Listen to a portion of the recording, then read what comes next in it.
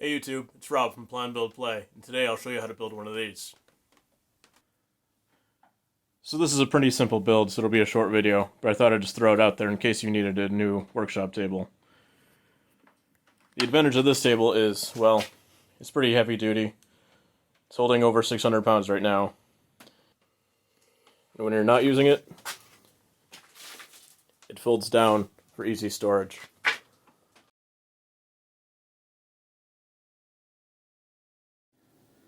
So I have all the parts cut now. This is going to be a 2 foot by 4 foot table. You can always change the dimensions to whatever you need. I will put the parts list for this table in the description.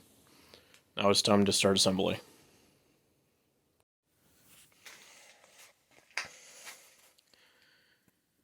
Now I have the tabletop frame ready to assemble.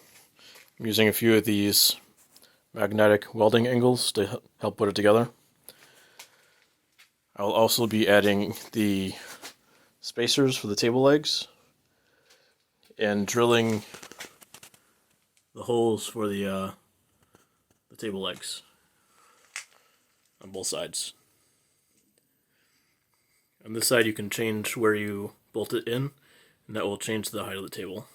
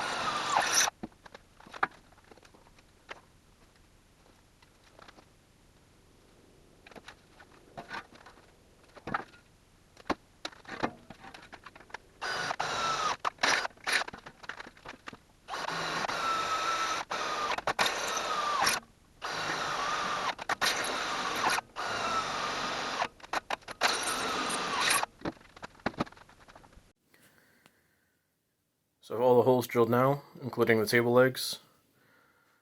On the table frame, the first set of holes are 2.5 inches from the end. On the other side, there's 3 sets. The first one is 1 3/4 inches. That will give you a table height of 32 inches. The next one is 4.5 inches. That will give you a table height of 36 inches.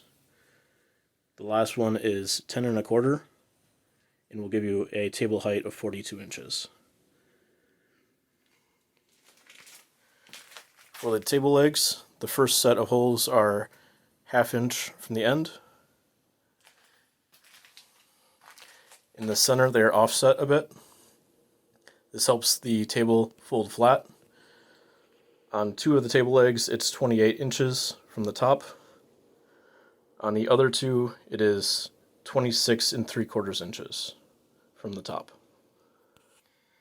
Next up, I will be installing the table legs, tabletop, and supports for the table legs.